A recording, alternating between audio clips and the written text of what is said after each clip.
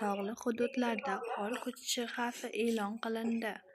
2026-yil 21-26 yanvar kunlari kutilayotgan yog'ingarchilik va havo harorati o'zgarishi sababli O'zbekistonda ayrim tog'li hududlarda qor ko'chishi xavfi yuzaga kelishi mumkin.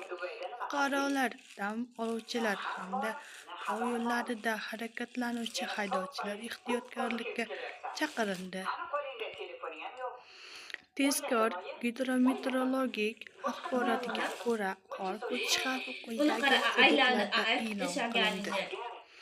Qashqadaryo viloyati Dehqonobod, Kitob, Qamashi, Shahrisabz tumanlarida, Surxondaryo viloyati Boysun, Qumqo'rg'on, Sirdaryo, Uzun tumanlarida, Samarqand viloyati Nurobod, Qo'shrabot, Samarqand, Urgut tumanlari, Jizzax viloyatida esa Baxmal, Zomin tumanlari, Toshkent viloyati Bo'stonqullik, Parkent, Ohangaron tumanlari, Chotqol tizmasi tog'lari, Namangan viloyati Bop tumani, tog'li hududlarida istiqomat qiluvchi aholi, dam oluvchilar va ushbu yo'nalishlarda harakatlanuvchi haydovchilardan ehtiyotkorlik choralarini ko'rish so'raladi.